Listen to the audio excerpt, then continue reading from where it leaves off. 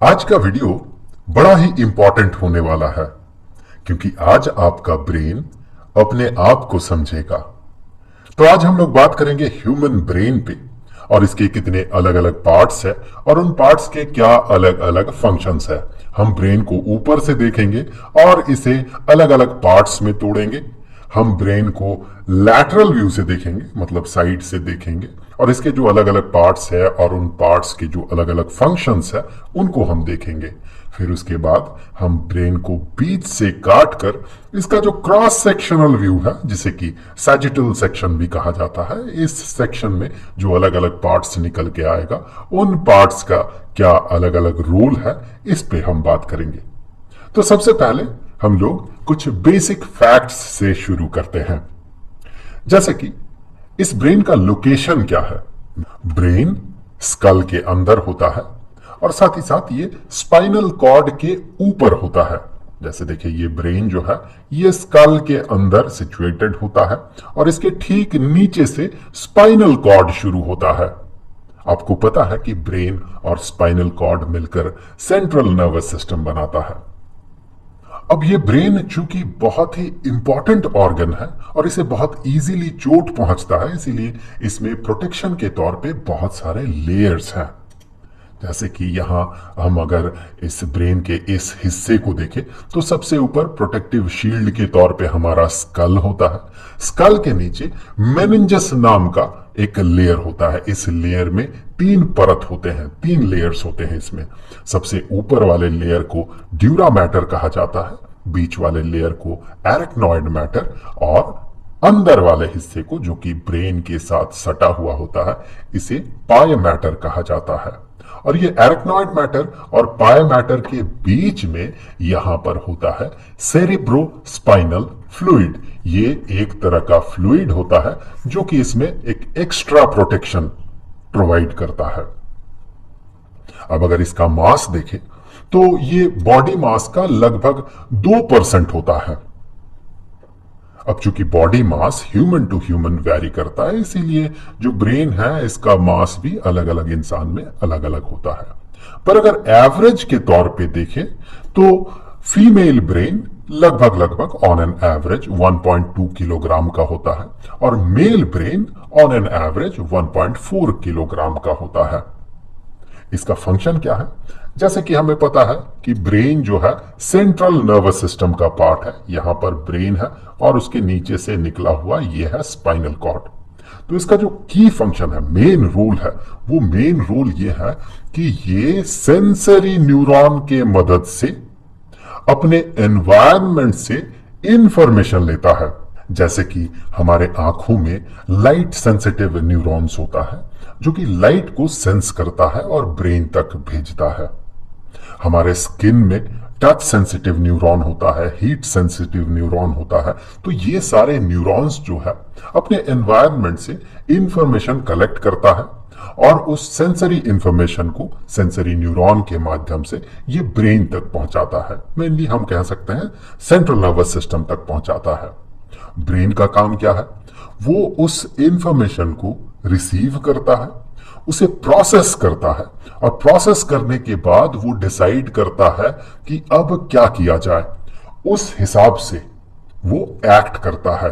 वो इंफॉर्मेशन वापस भेजता है मोटर न्यूरॉन के मदद से बॉडी के अलग अलग पार्ट्स में और फिर उसी हिसाब से हमारा बॉडी एक्ट करता है। तो हम कह सकते हैं कि ब्रेन सबसे पहले तो अपने एनवायरनमेंट को सेंस करता है थ्रू सेंसरी न्यूरॉन्स, फिर उसे प्रोसेस करता है और प्रोसेस करने के बाद वो मोटर न्यूरॉन के मदद से वो एक स्पेसिफिक तरह का काम करता है अकॉर्डिंग टू द सिचुएशन। अब इस प्रोसेस को करने के लिए ब्रेन के पास बहुत सारे न्यूरॉन्स होते हैं। लगभग 80 से 100 बिलियन न्यूरॉन्स होते हैं। 1 बिलियन 100 करोड़ के बराबर होता है और एक एक न्यूरॉन अपने आसपास के लगभग हजारों न्यूरॉन्स के साथ कनेक्टेड होता है। तो एक ह्यूज डेंस न्यूरल नेटवर्क बनाता है ब्रेन। तो ये तो था कुछ बेसिक फैक्ट्स ब्रेन के बारे में। अब आगे बढ़ने से पहले मैं आपको बता दूं कि आप अगर ब्रेन से रिलेटेड कुछ क्वेश्चन पूछना चाहते हैं तो कमेंट बॉक्स में आपका स्वागत है। आप क्वेश्चन पूछने से पहले हैशटैग ब्रेन जरूर लगा दें ताकि मुझे आगे चल के सर्च करने में मदद मिले। और अगर किसी दूसरे का सवाल हो आप उसका जवाब दे सकते हैं तो जरूर से उसकी मदद कीजिए। तो चलिए आगे बढ़ते हैं।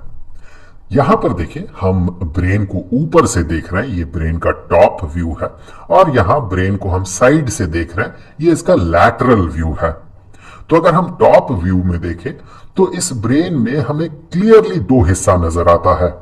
तो इस तरफ का जो हिस्सा है इसे लेफ्ट हेमिस्फीयर या लेफ्ट सेरिब्रल हेमिस्फीयर कहा जाता है, और इस तरफ का जो हिस्सा है, दाहिनी तरफ का जो हिस्सा है, इसे राइट हेमिस्फीयर कहा जाता है।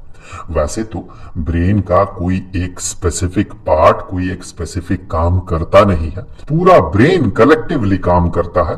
फिर भी किसी किसी काम को कोई एक सेक्शन, ब्रेन का कोई एक सेक्शन ज्यादा परफॉर्म करता है, उसमें ज्यादा इन्वॉल्व होता है। तो उस लिहाज से अगर देखा जाए तो लेफ्ट हेमिस्फीयर और राइट हेमिस्फीयर में काम का थोड़ा सा डिफरेंस आपको नजर आएगा। लेफ्ट हेमिस्फीयर कुछ काम में ज्यादा प्रोमिनेंट होता है, ज्यादा इन्वॉल्व होता है। राइट हेमिस्फीयर कुछ अलग तरह के काम में ज्यादा इन्वॉल्व होता है। जैसे कि लेफ्ट हेमिस्फीयर डेटा और फैक्ट को एनालाइज करता है और फिर उसे एनालाइज करने के बाद रीजन निकालता है, लॉजिक ढूंढता है। तो लेफ्ट हेमिस्फीयर ट्रेनिंग में मदद करता है, क्योंकि ट्रेनिंग हम किस तरह से करते हैं, ट्रेनिंग एक सर्टन पाथवे रहता है, उस पाथवे को फॉलो करते हैं तो हम कहते हैं हम ट्रेन्ड हो रहे हैं, हम ट्रेनिंग ले रहे हैं। तो इस तरह का जो काम है, डेटा को एनालाइज करना, लॉजिक ढूंढना, स्पेसिफिक पाथ में आगे बढ़ना, ये सारा काम जो है लेफ्ट हेमिस्फीयर का है। या फिर हम कह सकते हैं लेफ्ट हेमिस्फीयर इस तरह के काम में ज्यादा इन्वॉल्व रहता है। और राइट हेमिस्फीयर जब काम क्रिएटिव हो, इमेजिनेटिव हो, तो फिर राइट हेमिस्फीयर उसमें ज्यादा इन्वॉल्व होता है और यह फीलिंग के साथ भी एसोसिएटेड होता है।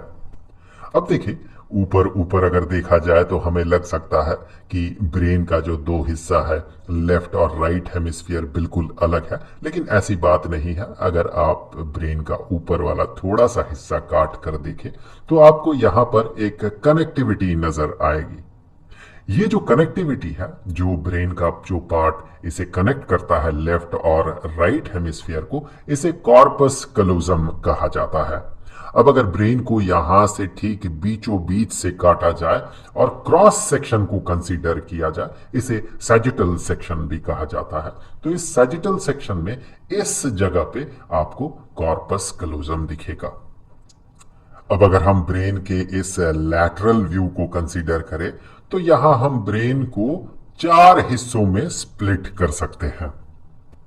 यहां पर हम कह सकते हैं कि एक एक हेमिस्फीयर को, ब्रेन के लेफ्ट और राइट, एक एक हेमिस्फीयर को हम 4-4 लोब्स में स्प्लिट कर सकते हैं। तो यहां पर ये जो लोब है इसे फ्रंटल लोब कहा जाता है। ये मेनली इंटेलिजेंस के साथ एसोसिएटेड होता है। चलिए देख लेते हैं इसका फंक्शन क्या क्या है। फ्रंटल लोब स्केलेटल मूवमेंट में पार्टिसिपेट करता है। हम जो वॉलेंटरी एक्शन करते हैं, वॉलेंटरीली जो काम करते हैं, वो हम कैसे करते हैं, अपने स्केलेटल मसल्स को कॉन्ट्रैक्ट करवा के और रिलैक्स करवा के हम स्केलेटल मूवमेंट कर सकते हैं। तो ये जो काम है ये फ्रंटल लोब का है, मेनली फ्रंटल लोब का है। मैं फिर से बता दूं, ऐसा कुछ नहीं है कि ब्रेन का कोई एक हिस्सा कोई एक स्पेसिफिक काम करता हो, ऐसा नहीं है। एक एक हिस्सा किसी किसी काम में ज्यादा पार्टिसिपेट करता है। तो उस लिहाज से हम कह सकते हैं कि फ्रंटल लोब जो है स्केलेटल मूवमेंट में ज्यादा पार्टिसिपेट करता है। ये स्पीच को कंट्रोल करता है और जैसे कि हम बात कर रहे थे ये इंटेलिजेंस के लिए रिस्पॉन्सिबल होता है। तो ये रीजनिंग में पार्टिसिपेट करता है। हम जो एक इवेंट के पीछे रीजन ढूंढते हैं उसी को रीजनिंग कहा जाता है। और न्यूमरेसी मतलब नंबर के साथ एसोसिएटेड जो सिंपल कॉन्सेप्ट्स है उसे समझने की एबिलिटी, उसे न्यूमरेसी कहा जाता है। तो फ्रंटल लोब नंबर के कॉन्सेप्ट को समझने में मदद करता है।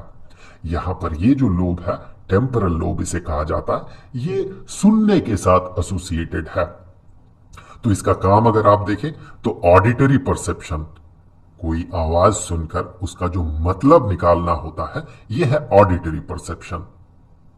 इसमें यह मदद करता है और ऑब्जेक्ट रिकॉग्निशन में यह मदद करता है। अब ये जो सेक्शन है, इस सेक्शन को पेरिएटल लोब कहा जाता है। ये टच के सेंसेशन के साथ एसोसिएटेड है। चलिए इसका और भी काम है, वो भी देख लेते हैं। सेंसरी इंफॉर्मेशन, जो अलग अलग सेंसरी न्यूरॉन से आता हुआ सेंसरी इंफॉर्मेशन है, उन सारे सेंसरी इंफॉर्मेशन को ये इंटीग्रेट करता है, जोड़ता है, जोड़ के मतलब निकालता है। और ऑब्वियसली जैसे कि हम बात कर रहे थे, टच का सेंस को ये क्रिएट करता है। ये है ऑक्सीपिटल लोब, ये पीछे वाला हिस्सा है। यह है ऑक्सीपिटल लोब और यह विजन के साथ एसोसिएटेड है। तो इसका काम देखे कैसा है। मोशन परसेप्शन, कोई बॉडी अगर मूव कर रहा हो तो वो कितना तेज है, कितना स्लो है, ये परसेप्शन ये क्रिएट करता है occipital lobe. Visual spatial processing, मतलब हम देख कर अपने आसपास के स्पेस का जो अंदाजा लगाते हैं, इस तरह के प्रोसेसिंग को विजुअल स्पेशियल प्रोसेसिंग कहा जाता है। तो चूंकि ये विजन के साथ एसोसिएटेड है, तो visual spatial processing occipital lobe mainly करता है। और ये कलर डिफरेंशिएशन में मदद करता है, मतलब दो अलग अलग कलर्स को डिफरेंशिएट करने में ये मदद करता है। तो इस तरह से हम एक एक हेमिस्फीयर को चार चार लोब्स में स्प्लिट कर सकते हैं, और इन लोब्स का ये स्पेसिफिक काम जिस पे अभी हम लोगों ने बात किया। अब इसका जो सैजिटल सेक्शन है, इस सैजिटल सेक्शन में अगर हम जाते हैं तो यहां पर हम ब्रेन को तीन हिस्सों में स्प्लिट कर सकते हैं। सबसे बड़ा ये जो येलो कलर से रिप्रेजेंटेड ये हिस्सा है, इसे फोर ब्रेन कहा जाता है। ये बीच वाला जो ब्लू कलर से रिप्रेजेंटेड है, इसे मिड ब्रेन कहा जाता है। और ये ग्रीन कलर से जो रिप्रेजेंटेड है, इसे हाइंड ब्रेन कहा जाता है। अब इनका फंक्शंस देख लेते हैं। सबसे पहले फोर ब्रेन। फोर ब्रेन को हम यहां पर देखें दो हिस्सों में हमने स्प्लिट किया है। ये जो बाहर वाला हिस्सा है, बड़ा सा हिस्सा है, इसे सेरेब्रम कहा जाता है। इससे पहले जो हम लोगों ने हेमिस्फीयर को लोब्स में स्प्लिट किया था, वो हमने सेरेब्रम को ही चार अलग अलग लोब्स में स्प्लिट किया था। तो उनका जो फंक्शन है वही सेरेब्रम का भी फंक्शन होगा। तो हम कह सकते हैं वॉलेंटरी एक्शन में सेरेब्रम पार्टिसिपेट करता है, स्केलेटल मूवमेंट में। ये परसेप्शन क्रिएट करता है, visual perception, auditory perception, touch का सेंसेशन। इस तरह का जो परसेप्शन है, इसे सेरेब्रम क्रिएट करता है। और सेरेब्रम ही हमारे इंटेलेक्ट के पीछे रिस्पॉन्सिबल है। जो हमारी बुद्धिमत्ता है, उसके पीछे सेरेब्रम रिस्पॉन्सिबल है। अब ये जो ऑरेंज कलर से आपको ये सेक्शन दिख रहा है, ये भी फोर ब्रेन का ही पार्ट है, लेकिन यहां पर बहुत बहुत सारे हिस्से हैं। ये एक स्पेसिफिक हिस्सा नहीं है, इसे हम और भी बहुत सारे पार्ट्स में स्प्लिट करते हैं। जैसे कि आपको पता है, ये वाला जो हिस्सा है, ये कॉर्पस कैलोजम है, ऊपर वाला हिस्सा। और यहां पर अंदर थैलेमस है, हाइपोथैलेमस है, सब थैलेमस है, कुछ ग्लैंड्स है जैसे कि पीनियल ग्लैंड है, पिट्यूटरी ग्लैंड है। इस तरह से बहुत सारे पार्ट्स हैं, लेकिन हम दो मेन पार्ट्स पे बात करेंगे। यहां पर है थैलेमस और उसके ठीक नीचे उसी के साथ है हाइपोथैलेमस। तो सबसे पहले देखते हैं थैलेमस का काम। ये स्लीप मतलब नींद, इसे कंट्रोल करता है। ये अलर्टनेस को कंट्रोल करता है और ये इंफॉर्मेशन रिले करता है। जो सेरेब्रम का बाहर वाला हिस्सा है, जिसे कि सेरेब्रल कॉर्टेक्स कहा जाता है, उस सेरेब्रल कॉर्टेक्स के साथ ब्रेन के अंदर वाले हिस्से के बीच एक कनेक्टिविटी क्रिएट करता है थैलेमस, और उन दोनों के बीच इंफॉर्मेशन का रिले करता है। इंफॉर्मेशन कनेक्टिविटी ये क्रिएट करता है। हाइपोथैलेमस, हाइपोथैलेमस बॉडी टेम्परेचर को रेगुलेट करता है, भूख और प्यास को कंट्रोल करता है, और साथ ही साथ ये नर्वस सिस्टम और एंडोक्राइन सिस्टम, एंडोक्राइन सिस्टम आप कह सकते हैं हार्मोनिक सिस्टम, हार्मोन रिलीज करने वाले जो ग्लैंड्स है, सारे ग्लैंड्स मिलकर जो सिस्टम बना रहा है, उसे एंडोक्राइन सिस्टम कहा जाता है।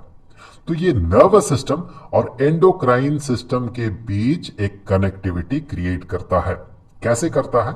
ये पिट्यूटरी ग्लैंड जो कि यहां पर सिचुएटेड है, इस जगह पे सिचुएटेड है, ये पिट्यूटरी ग्लैंड के मदद से ये नर्वस सिस्टम और एंडोक्राइन सिस्टम के बीच कनेक्टिविटी क्रिएट करता है। ये पिट्यूटरी ग्लैंड से किसी खास सिचुएशन में किसी खास तरह का हार्मोन को सीक्रेट करवाता है और वही हार्मोन अपने स्पेसिफिक टारगेट में पहुंचता है, एक दूसरे हार्मोनल ग्लैंड तक पहुंचता है और वहां से उस स्पेसिफिक हार्मोन को, उस ग्लैंड के साथ एसोसिएटेड हार्मोन को वहां से रिलीज करवाता है। तो इस तरह से नर्वस सिस्टम और एंडोक्राइन सिस्टम के बीच एक कनेक्टिविटी बनता है। अब चलिए आगे बढ़ते हैं मिड ब्रेन की तरफ। मिड ब्रेन जो है ये हमारे मोटिवेशन के लिए रिस्पॉन्सिबल होता है। ये डोपामिन नाम का एक हार्मोन को रिलीज करता है। यही हार्मोन हमारे मोटिवेशन के पीछे रिस्पॉन्सिबल है। और जब हम मोटिवेटेड होते हैं तो एक खास तरह का काम करते हैं और उस काम को करते करते करते करते हम उसके साथ हैबिचुएटेड हो जाते हैं उस काम के साथ। जैसे कि जब आप मेरे जैसे वीडियो क्रिएटर के वीडियोस को लाइक करते हैं और कमेंट बॉक्स में एनकरेजिंग कमेंट लिखते हैं तो इससे क्रिएटर के दिमाग का जो मिड ब्रेन है वो डोपामिन हार्मोन को रिलीज करवाता है। इससे क्रिएटर मोटिवेटेड रहता है और आगे और भी बेहतरीन वीडियो बनाने की वो कोशिश करता है और इसी कोशिश में धीरे धीरे धीरे धीरे वो हैबिचुएटेड हो जाता है और ज्यादा से ज्यादा वो इस तरह का काम वो कर पाता है। अब आगे बढ़ते हैं। यहां पर हाइंड ब्रेन है। हाइंड ब्रेन को 3 हिस्सों में स्प्लिट किया जा सकता है। यहां पर आपको जो हिस्सा दिख रहा है ये हिस्सा है सेरिबेलम। एक बार आप इस तरह से भी देख ले। यहां पर ये जो हिस्सा है ये है सेरिबेलम और फिर यहां है पॉन्स और यहां पर है मेडुला। सबसे पहले जो पॉन्स है उसका काम देख लेते हैं। पॉन्स और मेडुला जो है इनवॉलेंटरी एक्शन में पार्टिसिपेट करता है। जो जो ऑटोनोमिक नर्वस सिस्टम है उसके माध्यम से जो अपने आप बॉडी में काम चलते रहता है उसको करने में ये पॉन्स और मेडुला मदद करता है। पॉन्स किस तरह का काम करता है देखें। ये रेस्पिरेशन को रेगुलेट करता है, सांस लेना छोड़ना इसे कंट्रोल करता है। निगलने को कंट्रोल करता है, निगलने का जो प्रोसेस है उसे पॉन्स कंट्रोल करता है। और यूरिनरी ब्लैडर जो है उसे कंट्रोल करता है, उसके कॉन्ट्रैक्शन को, उसके रिलीज को ये कंट्रोल करता है पॉन्स। और फेशियल एक्सप्रेशन को कंट्रोल करता है पॉन्स। अब देखते हैं मेडुला। मेडुला वॉमिटिंग को, कफिंग मतलब खांसना, स्नीजिंग मतलब छींकना, इस तरह के काम को कंट्रोल करता है। अब आते हैं सेरिबेलम। सेरिबेलम इमोशन जैसे कि गुस्सा हो गया, डर हो गया, इस तरह के इमोशन को, खुशी हो गई, इस तरह के इमोशन को सेरिबेलम कंट्रोल करता है, उसके एक्सप्रेशन को कंट्रोल करता है सेरिबेलम। अटेंशन को कंट्रोल करता है, अटेंशन को रेगुलेट करता है ये सेरिबेलम। और मोशन के लिए, हम जब मोशन में रहते हैं, जैसे मान लीजिए हम अगर चल रहे हैं, हम अगर दौड़ रहे हैं, तो जब हम मोशन में रहते हैं तो बॉडी के अलग अलग पार्ट्स को कोऑर्डिनेट करता है सेरिबेलम। क्योंकि बॉडी के अलग अलग पार्ट्स में कोऑर्डिनेशन नहीं होगा तो हम मोशन में नहीं रह सकते, हम चल नहीं सकते। चलने के लिए बॉडी के जो पैर हैं, पैर को एक कोऑर्डिनेशन में रहना पड़ता है, तब जाके हम चल पाते हैं। हाथ को एक सर्टेन कोऑर्डिनेशन में रहना पड़ता है, तब जाके हम चल सकते हैं, तब जाके हम दौड़ सकते हैं। तो इस तरह का जो बॉडीली कोऑर्डिनेशन है, बॉडी के अलग अलग पार्ट के बीच जो कोऑर्डिनेशन है, जो कि मोशन के लिए जरूरी होता है, तो इस तरह का काम जो है ये सेरिबेलम करता है। तो ये था स्टैंडर्ड 10th बायोलॉजी का चैप्टर कंट्रोल एंड कोऑर्डिनेशन से ह्यूमन ब्रेन का टॉपिक। इस पूरे चैप्टर का प्लेलिस्ट का लिंक आपको नीचे डिस्क्रिप्शन बॉक्स में मिल जाएगा। तो आई होप कि वीडियो आपके लिए हेल्पफुल रहा होगा। तो चलिए मिलते हैं अगले वीडियो में, तब तक के लिए खुश रहें। Good bye.